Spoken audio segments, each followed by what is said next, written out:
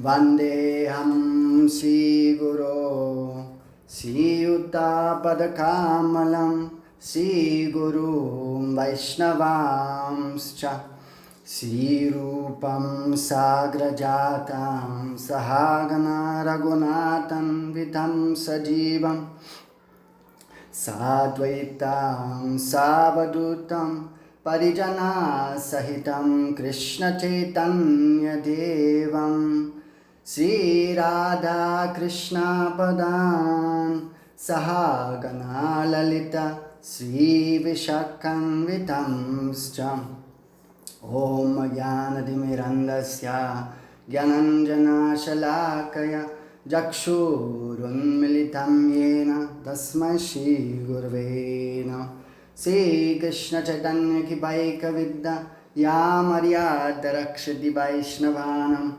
Kripavalam Madhava Prastakami Sri Bhakti Dam Bharatimashyayami Vanchakalpatarubhyascha Kripa Sindhubhyeva cha Patitanam Bhavanebhyo Vaishnavebhyo Namo Namaha Sri Krishna Chaitanya Prabhu Nityananda Sri Advaita Gadadhara Shiva Sari Gaura Bhakta Vrinda Hare Krishna Krishna Krishna Hare Hare Hare Rama Rama Rama Hare Hare Jai Ho.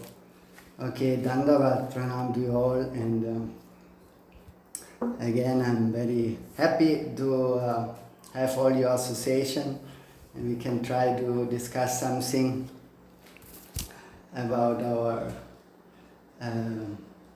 what we hear from our Guru Varga. Oh, actually before, because the dates of Kartik, they are now available, so I will tell them. It will be from Purnima to Purnima, like from 17 October to 15th November. That is Purnima to Purnima. That will be the most auspicious months of Kartik. So there you all invited to come, and Babaji Maharaj says traveling time is very good on 14 October. That is an auspicious day for traveling, so those who are planning to come, they can plan accordingly. Because last time there was too much, like we had one really powerful storm in India, that's why Babaji Maharaj could not come, and there was some delay. So it was, I don't know, maybe you have heard about this storm. It did not touch so much here, especially this area of Mayapur, but still it was quite some windy time, and also a lot of continuous rain, and also it was like around 2-3 days, and even they announced I heard that the ships also and the airplanes, they were cancelled. The ships, they were called back into their proper place. So because, and here in Mayapur also for this period, no boats were going, all was closed, all was very quiet, but the forces of nature you could feel, especially here in our place. It's a very, we have so much windows, and so it's quite a nice experience here, and it's really amazing how much power is into these forces, behind these forces of nature, because especially I was reminded I was meditating on the time when Krishna lifted Govardhan, And when Lord Indra, he was there, and he sent all those heavy rains. like in thunderstorms, he wanted actually to kill the Brajavasis, because they did not no more worship him, so he became angry. So there it was Lord Krishna himself who lifted up that mountain Govardhan, like it is said, like as Krishna is holding like an umbrella, so to protect all the Brajavasis from these heavy rains and storms. And it is described actually that Indra, he misused all his power. The reason was that he was not getting his usual honor as before, so they shifted, instead of worshipping Indra, they worshipped Govardhan. So that was too much for Indra, so that's why he became so angry, and he sent all this there's one cloud, it's called Samvarta cloud. It's only usually released at the time of Pralay, the universal destruction. When the universal destruction takes place, then this mountain will be sent out. So it's a misuse. It was actually a misuse of his power. And because you see, we also, if we develop any powers, any qualities more and more, then we have to be careful to use them in the proper way, because otherwise it can create the opposite effect,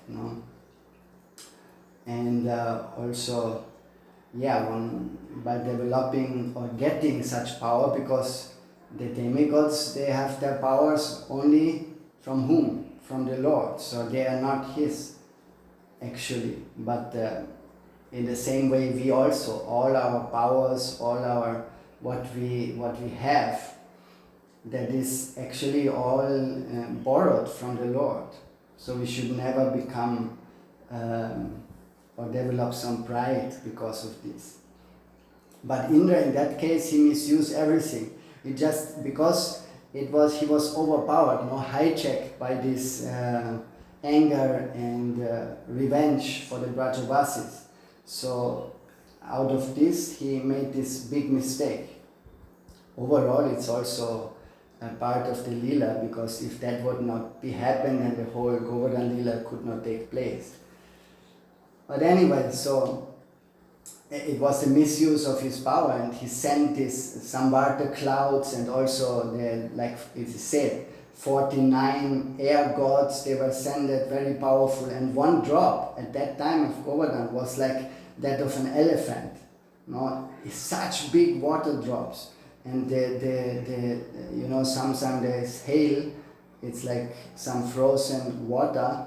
So these were like big rocks were flying through the air here and there. This was icy cold. So it's a very beautiful description. And so Krishna thought that I must do something, because it's big danger, So he decided to lift Govardhan. And while he made this proposal between his friends, like Subal, Subham, Marumangal, Stoka Krishna, and all of them, Manumangal also, he thought that how you can lift, if I cannot do, how you can lift? So you have to show us. We need to test before. So you try to go to this tree. Go. And there was one Kadamba tree. It's also, you can visit even that in Vrindavan. It's in I think Paitagram it's called. And there Krishna twisted the tree. He just clapped his hands on his knee and shoulders like a wrestler. He was standing there binding his turban and then just going to the tree and twisting it. So there's a twisted tree. And then yes, the Madhumangal was, I was thinking my friend is weak, but how he can do this? So it's possible that he can actually also lift Govardhan. So, and Sukadev Goswami also describes that lift Giriraj is like for Krishna, it is like to, as we go sometimes in the forest, to pick some mushrooms, no? It's like to pick up one mushroom. And it is also said that Krishna, he lifted it with his left hand, and not only left hand, but also left finger, and on the left small finger, it was just the tip of the nail. By that whole weight, this whole weight was, this pressure was there. And I, in my youth, I was sometimes watching those, Bruce Lee movies, and there also Bruce Lee, they did one I was reminded of this, they did some push-ups, that he was making the record. So for those who don't know Bruce Lee, he is some martial artist, he's famous actually, and but he could do, it was like impossible. He could do 200 push-ups with 2 fingers. He was doing very slow. For us it's already difficult to do 10, 20, 30 or what with 2 hands fully. But he was doing 200 very slow with the 2 fingers. So yeah, but Krishna, he lifted this Govardhan and with his small finger and the tip of that nail. So how much power, no? And yes, then all the Brajavasis, they went under this Govardhan, and but also the wind and rain was blowing inside, no? They were still safe, but it was so much wind and so much rain that like here with this storm also, the wind is coming from all sides and trying everywhere to enter. So, and that's why Krishna, first of all, he arranged his Sudarshan Chakra. Sudarshan Chakra, it has like is emanating such a heat that it dried up all this water, no, which was raining, so it was drying up. It was going so much fast around Govardhan that it just dried up everything. And just some water still was going down, and that was Krishna called Agastya Muni, one rishi, to drink this water. Because there's one pastime in the Ramayana, and because one time Sita Devi, she told to Lord Ram that oh, I want to serve the sadhus, I want to do Vaishnav Seva. No, because Vaishnav Seva is the most important thing to cross this material illusion. So Sita was speaking like this, and please arrange some opportunity so where I can serve the sadhu. And Lord Ram said, okay, but please remember that whom you invite, you really must please completely.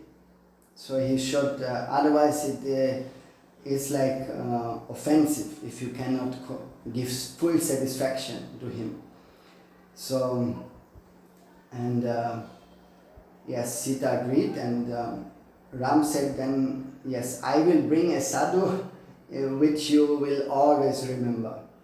And then Lord Ram was meditating on Agastya Muni, and from his mind he invited Agastya Muni to come, and he was coming and then knocking at the door, and Sita Devi would warmly welcome him, sit him, giving him a nice seat, a nice asana, and then she would start to provide the offerings which she has cooked with so much love and full of affection to serve the sadhus.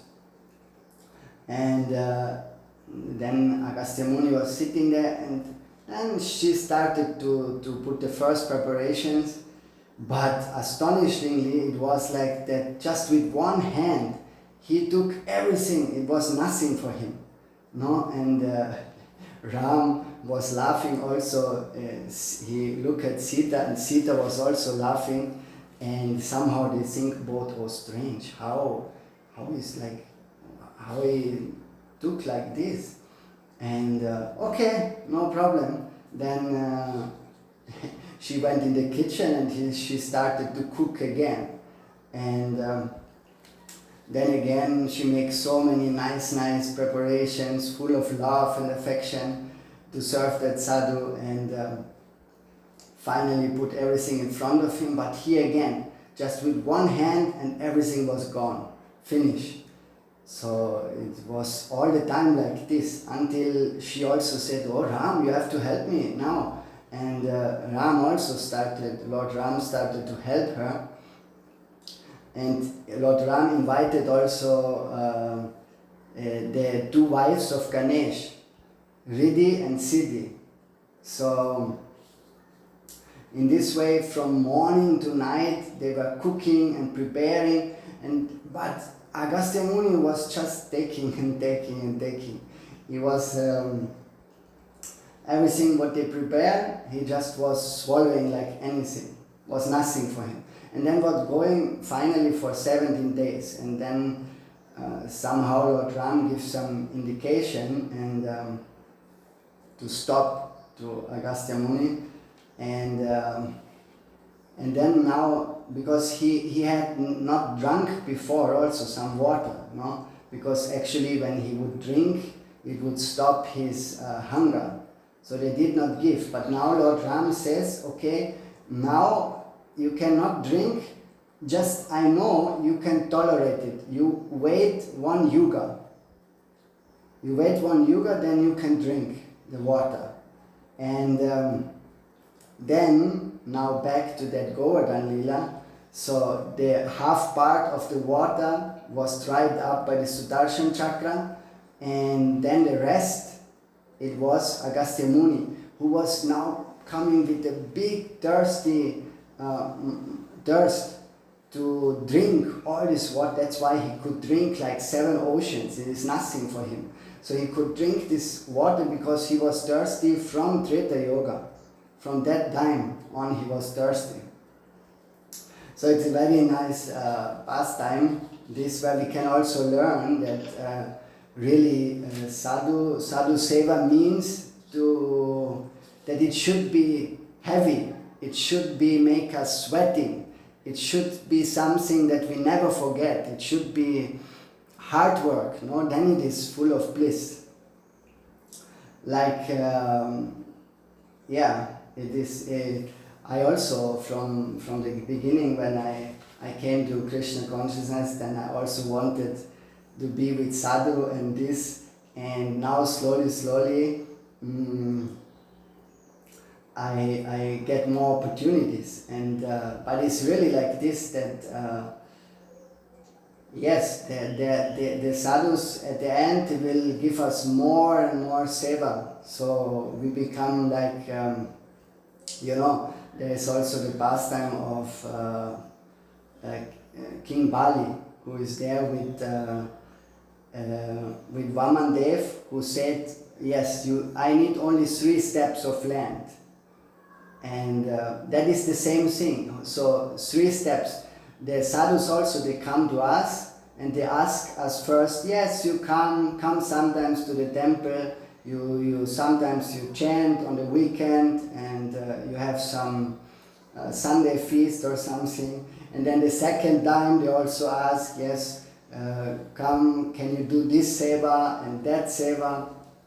And then by the 3rd step they have already grasped all your 24/7, or you are engaged like all the time. So it is mysterious, but it's also mercy if we can get more Guru and Vaishnava seva. So it's important to learn this also out of this pastime, that seva should be something where we should be fully engaged. That is very good. And yes, so in this way it is a very nice pastime, and surely by relishing those pastimes, Krishna Lila, Krishna will also enter into our heart. That is, the Srimad Bhagavatam is saying, Pravishta Karnarandrena Swanam Bhava Sororuham Tunoti Samalam Krishna Shalilasya Yatasharat.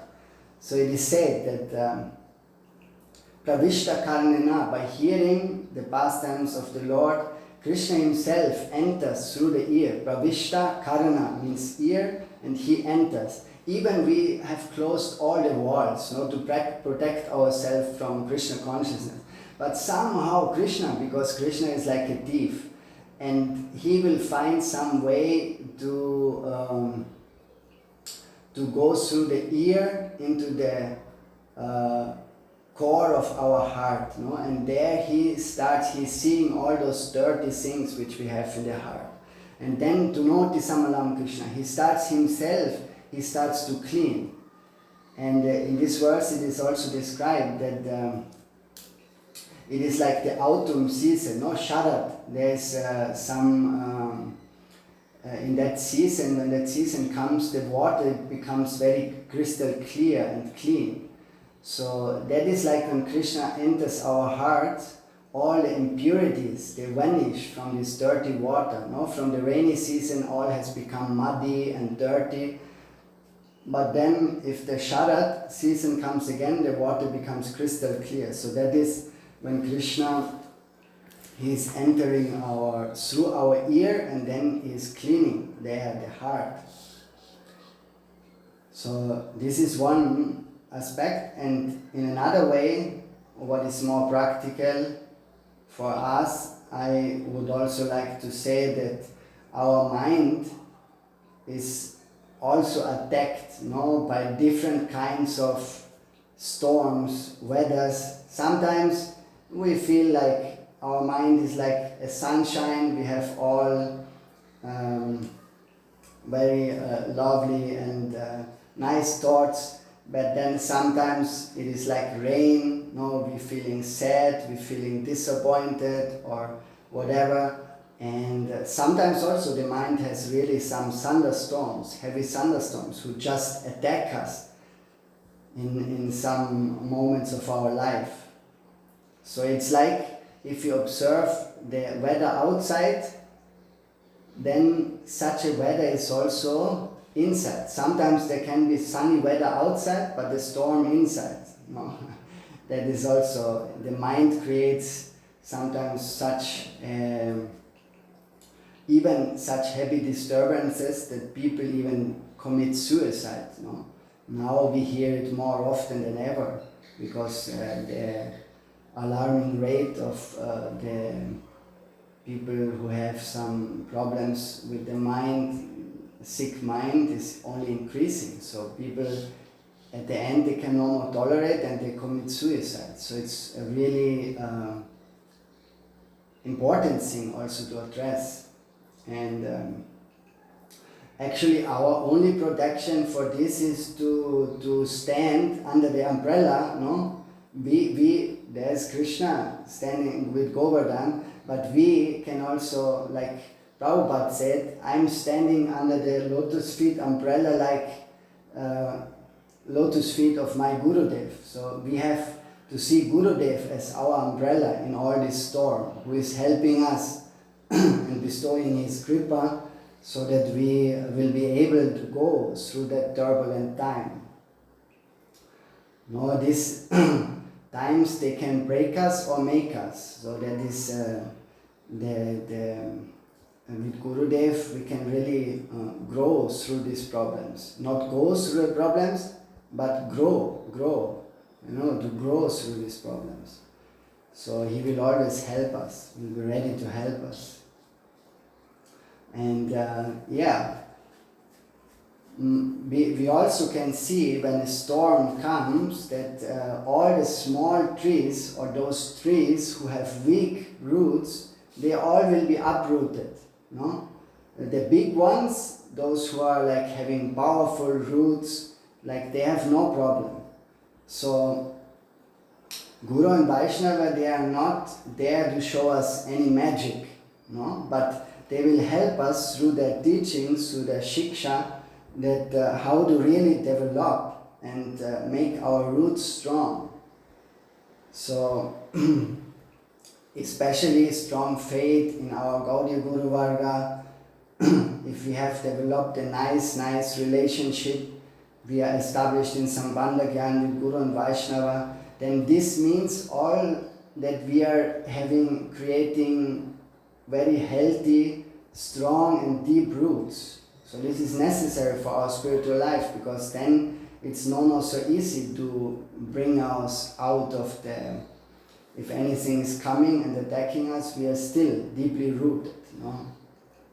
So if we follow all their instructions, their shiksha, their teachings, then all of this just makes it possible that our roots going deeper and deeper and deeper. So that we will have we become fixed in our purpose, like King Prithu Maharaj. That is also said. His mind is like that of, he has such a fixed mind, like Mount Meru. Now Mount Meru is the center mountain of the universe in the Vedic cosmology. So that is the main part. So he becomes fixed like Mount Meru. So in this way, Sattvena Jalarativa, it's said. And this way, we also have to try to get this foundation proper. If the foundation is proper, then everything else can be built and it will last for a long time. If we look also at nature itself, then there are some trees, they grow very fast. They grow fast, but they have not really deeply their roots. So not everything in life we know that what everything is fast is not really good. So good things take a while, there's a saying. And it's really like this. They're like Babaji Maharaj also said that there is fast preaching and slow preaching. Fast preaching, okay, you can maybe make many aware about Krishna consciousness, but actually they are not deeply rooted. So to preach slowly, that means, yes, to really develop those roots, but that needs time. It cannot show immediately. So sometimes the patience is not there, and then we cannot go further. But there is one, for example, there is one bamboo growing in China. You cannot see even something for 2 or 3 years, or maybe even longer, 4 years. You cannot see. You put that seed inside the earth, and then from that moment you have to water it. But anyway, you will not see anything, so you can very easily say, why I should water it, nothing is coming. But for that, we have to have patience. Sometimes in Krishna consciousness it's also like this, that in our bhajan, that we cannot see any progress, but actually the progress is going on. If we really, under proper guidance, if we're following everything, it is not like magic which is happening from one day to another. No, it will take long time to establish these roots, this foundation. And we just have to go on patiently and water with faith. Faith is the main thing, because sometimes we cannot feel that so much change in our life or this and that. I'm still the same, having the same vices and problems and this and that. But if we have faith, then patience actually is the most important thing. That we need for that. So it said, Utsaha Nishchaya Daryat. So Daryat means patient. It's a very important element of our spiritual life. So we can try to meditate upon this. And just last time we were speaking, I just could not finish because it was over time. So we spoke about the logo of Bhakti Siddhanta Vani, and we spoke about the lotus and its qualities, its importance. We also mentioned the lion and the Sudarshan chakra, but the Tilak, which is also there, we did not mention. So today I want to just use this rest time to mention something about that, because the Tilak is really it reminds us, no, on our true identity and relationship with the Lord. For that is why we use Tilak. No? It is there to give us a remembrance, a reminder of our true identity and our true relationship with the Lord. And you see also in the material life, everything starts with an uniform, be it like those in the army, be it like those police officers, they all have a uniform, and it reminds them on their duty, no, and identity. So, and then what happens? Because from that belief in that identity, the next step is that the behavior will come automatically. So as a policeman, you cannot just go anywhere and steal something in a shop. So there is no, you have to be true to this dress, no, which you are wearing, this uniform. So there comes a special behavior. From wearing a uniform as a police officer, I will behave accordingly. And even, you see, the soldiers, they can identify themselves so much that they are ready to die for this nation. They are putting the dress of a soldier, and they have all their slogans when they go to war. So it becomes like they become completely absorbed. And then in this way, they are ready to die for the nation itself. So they have this strong belief out of this identity. It comes from this identity. So for us means it reminds us to be a servant of the Lord. No? We have to again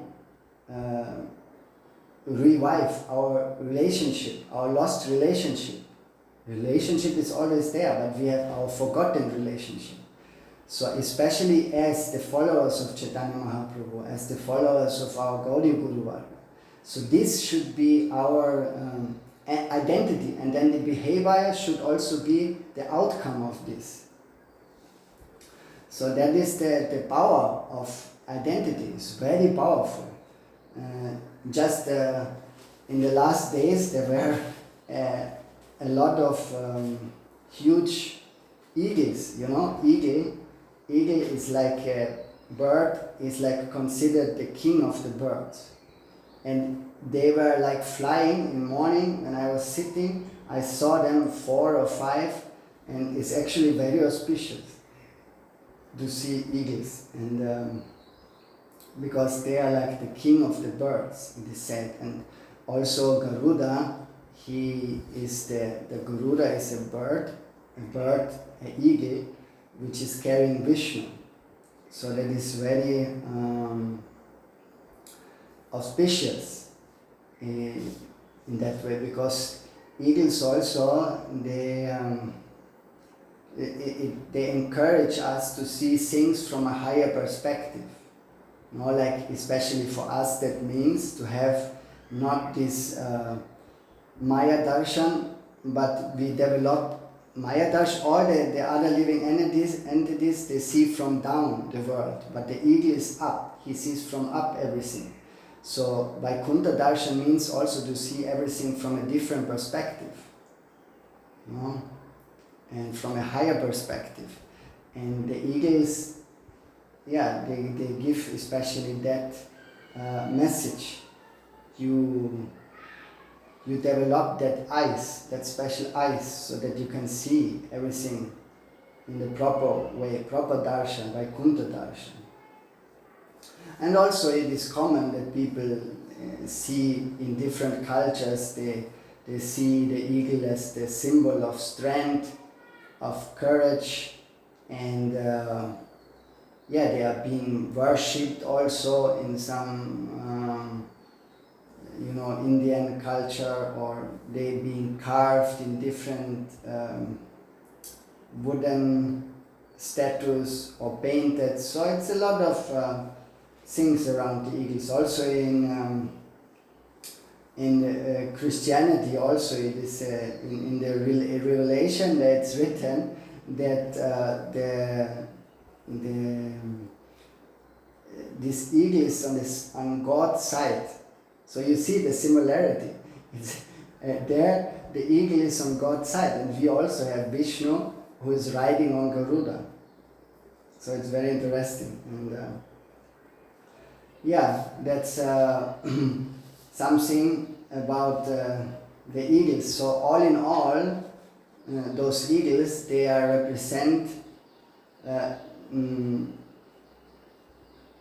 what I wanted to say, just to come back to this, that if someone is putting now an eagle egg, an eagle egg into the nest of a chicken, then okay, that egg will be kept there and it will just start to grow, and also it will come out. But then if the eagle will grow up in such an environment, then through this association actually he will think himself as a chicken. That I wanted to say. It's only when someone comes and again makes this eagle aware, this bird, of his real identity. So because we're speaking about identity, so that he will wake up from this illusion. And we have to ask ourselves, are we not all like a little bit like this? Because we can ask, are we growing up in an environment where we can really blossom, where we can really go and grow to our full potential? Or are we growing up where each and everything is just tries to put us down and tries to put us in some small boxes, like the material world is all in all actually. So with materialistic persons, you become like this. One English writer, he also says that to be yourself, like in a world where everything around us is pushing us to be something else, is really the greatest achievement. It's very nice, because to be ourselves, who we really are, who are we really, we have to think deeply, But everything else is pushing us in another direction. So if we can keep that to be ourselves, that is the greatest achievement. And it's true, because really we are actually souls, We are souls, but in this material world, in this material plane, each and everything makes us believe something else. And that creates that misidentification, where so those who accept, in these days now, really, those who are accepted as normal by worldly people, they accept really the virtues and values of an insane world. It's nothing else. But these people are kept normal. So that's why also Prabhupada Bhakti Siddhanta Saraswati Thakur told that we should not listen to all these countless popular, these voices of popular wisdom. But instead we should listen only to the realized souls, to the sadhus. So our association and identity plays a big role in this life. It will either make out of us a chicken or an eagle, what is our identity. So to put this tilak, now I come to the point, so to put this tilak, that is that we consciously, we try to again tap into that reality, into our real identity, to try to identify ourselves, remind ourselves, yes, I am a servant of the Lord. I am a spiritual being having a human experience. No? Not a human being having some spiritual experience. No. So we are from that higher nature, from that higher soil. We belong there. And this tilak, to put tilak, it reminds us on this. So to put some tilak is not some kind of fashion, which it can also be easily become. No. It is, it is really a very important part of our sadhana, of our devotional life, to remind ourselves of our real duty. No?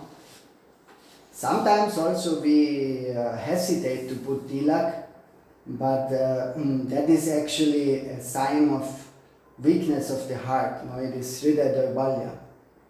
In some occasions we don't want to put because we have not that steadiness. Yes, I'm very proud to be a Vaishnava. I'm very proud to be to belong to. I'm a servant of the Lord.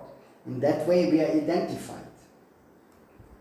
So we should feel very proud to mark our body with this tilak. It's very important.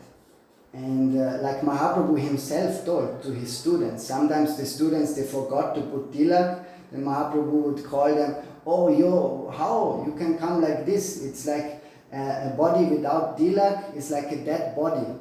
So you go home quickly and put up tilak.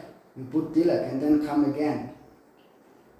So in this way, Mahaprabhu himself, who is our Bhajan Shiksha Guru, who is teaching us how to behave, how to live, he is telling us that really without a body without tilak is like a dead body. So they are also one of our devotees, Abhiram Prabhu. He is working with all those high rank officers and lawyers and doctors and this.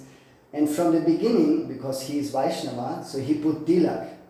And then they were also joking with him. Even in India it's happened like this, no? Because India is also no more having such purity like before. So the people also neglect those very important parts of Vedic culture. But he is Vaishnava and he stands for it. He also goes to the work with the tilak. And he said that yes, in the beginning they were all like making some jokes and this and that. But from by now, they have developed so much respect for him. Because they know, because we can rely on him. He is very honest. He is so everything they have developed some trust and faith. So they know the value that yes, actually he's a devotee of the Lord. So he's not some cheater. So in the beginning always there will be someone. But sooner or later they will realize if we really live to that standard, then oh, what a beautiful character they have. Such a nice devotee, how they act, how they speak, what they do, and so in this way, it's the people will understand sooner or later. So we should be not discouraged if there's someone or saying, "Oh, what is this?" Even we can start some conversation and we can try to explain something also of that culture. So it's a good chance to explain something more. Another devotee also, which I know, he was in the school and he told me also, he was already a Vaishnava from birth, and in that school was an open school, and the boys also there, they were not wearing tilak, so he was the only one, and they were always joking with him. But now later they understood what was the outcome. So some of this became also his followers. I mean, he's not giving initiation, but they learn from him. They come to him to listen, to hear something about those valuable teachings of Vaishnava culture. So it has a lot of benefits, it's not just that by going to shower that we are clean. It's not cleanliness. We are not, okay, we put away our dirt, but we are speaking here about purity. So if we put tilak, it is purity. It is purifying our mind, our whole body. So it helps us to have a steady mind, a calm mind, a concentrated mind. It creates a spiritual aura around us. These are all proven things. So tilak is a real, it also enables the Agni chakra, the eye chakra. Agni chakra is there in the center of the forehead. It also activates it. So it has a lot of benefits. And also, even if we are very ugly looking, but if we put tilak, it makes us shining, it makes us beautiful. So that is the power of Gopi Chandan Tilak. So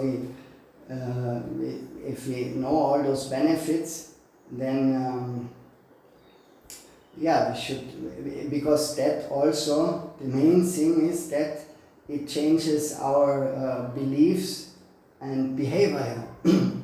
Because by putting tilak now, if we put tilak and we go there, then we cannot do any wrong things anymore. No, because it looks very bad if you have a tilak, a kantimala, and then you smoke a cigarette. No, this how it will look. It will be very shameful. So if one is dressing like this, also the clothes also, it is very sattvic. If the Prabhujis, the men, they wear dhoti and these things, this is devotional clothes. Because very easily the ordinary clothes, what this will create? It will just create material thoughts. The same thoughts which we have over so many lifetimes. But by seeing a devotee dressed in a nice dhoti, with kurta, with chada, with kantimala, we immediately are reminded on some spirituality, on some higher purpose. So to dress like this, even the clothes, also Matajis, saris or those things, they are very auspicious, very pure, instead of just nourishing and cultivating our already all our material samskaras, which we have created already so many. So it is, of course, most beneficial to dress like this, and of course the tilak. And also the Lord will always protect us, because even when Kalya was there, then Kali was fearing that because she had to go to another lake, and it's now to make this short, but those who know the pastime of Kalya and Krishna dancing on Kalya. So Krishna was dancing on Kalya, and by dancing, Kalya had his footprints on her hoods, all the hoods. So he was so blessed in one way to have this imprints of Krishna's foot. And in that way, when he was sent back outside from Kalyarat, so then Garuda, because usually Garuda, he would eat the snakes, he is a bird, he is an eagle, so, and he would fight with Kalya, but in that way Garuda would know from far with his eagle eyes that no, he has tilak on the forehead, like the footprints, because tilak is also, there are many different interpretations, but it can also be a meaning that are the two footprints of Krishna. So in this way, yes, also tilak, it creates a lot of trust. No? That's why it is also our Bhakti Siddhanta Vani logo, because it is said, no, a symbol of complete faith and trust in Hari Bhajan. You know, Hari Bhajan, of complete faith and trust. It is like a stamp. If you're publishing those banners, if you're publishing texts in the name of Bhakti Siddhanta Vani, then it must be very, very pure. Like sometimes, you know, they sell also maybe some food or something, but some they very carefully look about the quality, first class quality. No, then they check everything. That so it has to be checked. and looked, and then first class quality has to be given. Because we represent Bhakti Siddhanta Vani. So in this way, yes, it's not only unfortunate what we must say also, that even it is a sign of complete trust and faith, Tilak and Vaishnav appearance, dress and kantamal and these things, but nowadays it can also, or it is already misused so much. So because even those dresses as a brahmachari or sannyasis nowadays, they are being misused. That's why Prabhupada, he also said that in his Astakam we can find Gati vanchita vanchaka chintya padam. No? They had said that the cheater be cheated. Because everyone is cheating each other in this age of Kali. I can give one example, like in the villages, in India, especially the parents, they want to marry their daughters to a sadhu. And because they know, they are expecting some benedictions, some blessings. So then they say that, oh, my dear daughter, arrange everything nicely for that sadhu, take care of him with full your heart. And so in this way they want to cheat the sadhu. No?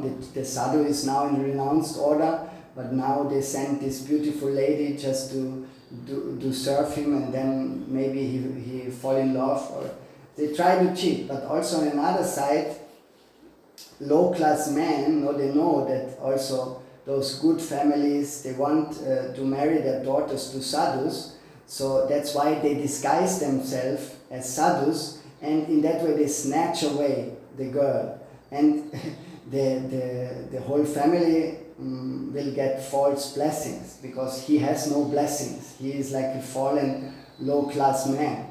So, but in the dress of a sadhu, he just put the hand of the head of others and bless them. Blessing without any meaning, like mantra, which is only blowing of some air in the ears. There's no mantra. So in this way, that the cheater, the cheating the cheated. So all are cheated at the end. Ravan also, he dresses in Ram Lila as a sannyasi, and he tries to catch away Sita. So this is also nowadays reality. It is the unfortunate situation in Kali Yuga. But at least we should try to we can try, no? We cannot change everyone, but we can start by ourselves and try to develop up such a divine character by also putting tilak and remembering all those things, the purity of it, what it means to be a Vaishnava. So if we develop this purity, then we will also be able to change others one day. No, actually just by seeing a devotee, one's heart is purified. So they are so pure in their appearance. Gangara parasayala paschate bhavan darshane pavitto kore tumarguna. It is said, Narottam Das Thakur writes in one kirtan that yes, you can go to the Ganga and purify yourself by touching, by taking snan, taking a bath. But just by sitting in front of a Vaishnava, seeing a Vaishnava, one becomes purified and one's heart is melting. And just I give one last example, which is very nice, when one example of Prabhupada, how was Prabhupada's power at that time, what influence he had. So once, because in the Chaitanya Math, they had a very nice jackfruit tree, jackfruit. In India, those who came to India, they know it's a very big fruit, looking very strange but nice, and you can make very nice sabji out of it and offer to the Lord. So the devotees know this, and they just were waiting that this jackfruit, one jackfruit will be ripe. No? But it many times happened that before the morning already they decided, oh, next morning we can offer this jackfruit to our beloved Radha Madhav, no? Radha Gandharvika Giridhari. In that, but then it was gone. So some thief came in night and stole the jackfruit. And then the devotees decided, now we have to guard everything. We have to, in night time, we stay awake, some of us, and we look, we watch out for that thief. And but you know, also in Bengal, especially in the afternoon, the devotees after prasadam, they take some nap, they are resting a little bit. So in this moment, one thief came and he took this chance to steal this jackfruit. But one of the devotees, he was awake. And he saw, and then he catch him. And now the thief thought, oh my God, what will happen, what will happen, what will happen? And they decided, oh, actually, we cannot say what should be, but we should bring him to Prabhupada, Bhakti Siddhanta. And then they bring him to Prabhupada, and very softly, Prabhupada was asking, oh, what is your name? What village you come from? And are you alone, or you have family, you have wife, children? So all this question he was asking very softly. And they also asked, why you steal? And yes, he said that actually I'm very poor, and if I can get one jackfruit, I can feed my whole family for 1 week. And Prabhupada said, but what? You cannot only eat jackfruit. No, you cannot have rice, dal or something. No, I have no money for this. And then Prabhupada immediately he called. But Prabhupada said, okay, you have no money, but you have me. Then he called his disciples, come, and make him a nice plate of prasadam. Then this thief thought, oh, now what will happen? Maybe they will cut off my hands or something. But he instead was offered a plate of nice prasadam. He was seated nicely, and the offering, he could take prasadam to his full satisfaction. And then also Prabhupada said, now back his bag. You bring some bags, and for 1 week you put rice, dal, sabji, everything inside, so that he can have it with his family. And this devotee was astonished, how possible now? And it's not stopping. Then Prabhupada said to the disciples, now you go with him. He said, how will you carry these things? You cannot go alone. And then Prabhupada was sent the devotees with that man. He need carry nothing, that thief, but all the sannyasis having the danda in one hand or chanting japa and carrying these bags of bhoga, rice, dal, sabji, to that thief's house. And then can you imagine? Then this poor man, he was opening, and his family there, and they all were astonished. All these now red clothes sannyasis with their danda, what happened? And they all came and offer all those things. And they say, yes, he said that I got this from the sadhu. And then the next day morning, the whole family went there to Prabhupada. And they all with full love and affection, they put Dandavat Pranam to his lotus feet, and they were so thankful and so grateful. And then they also got initiation.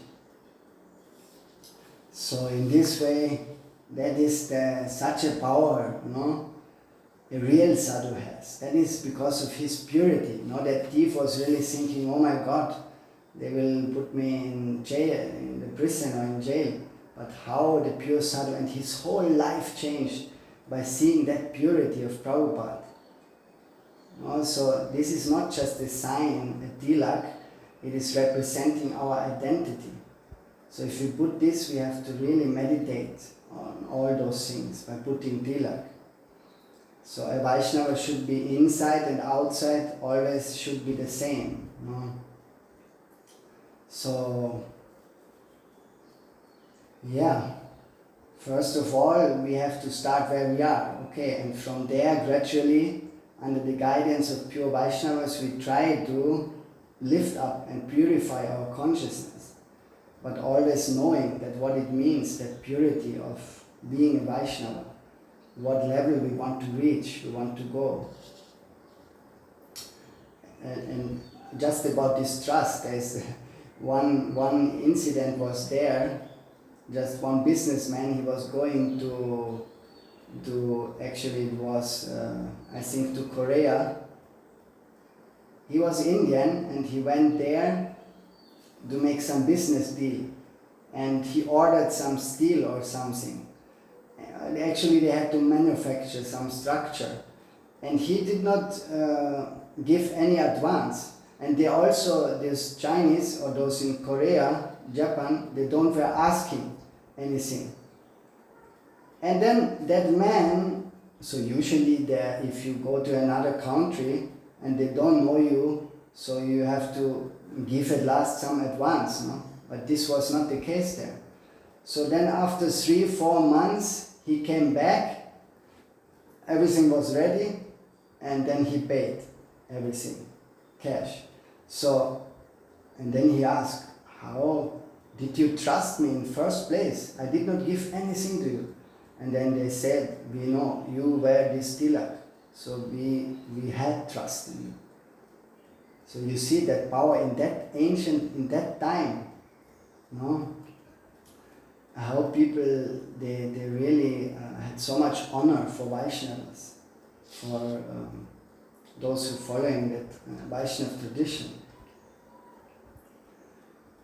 Yeah, so in this way we should always be true to ourselves, and by putting tilak we should really also feel all those responsibilities. No, that is not a joke. We don't come here to we take it seriously, and in this way we will greatly benefit by doing such seemingly insignificant small acts. But if we do them consciously and with full heart, then it can change our whole existence, our whole consciousness, our whole nature. Everything will change if we go out with that mood and in that way. So these are just some thoughts on the last symbol of our Bhakti Siddhanta Vani Seva Trust, which we can meditate on this purity. So, yeah, in this way I ran a little bit over time, so excuse me, and thank you for all your patience, so that I could try also to remember all those things, and myself first I want to put everything in practice, and then really our life can become very beautiful. So I hope also somehow you get some inspiration, and in that way I will stop here, and thank you very much. So Jai Go, Dandavat Pranam to all.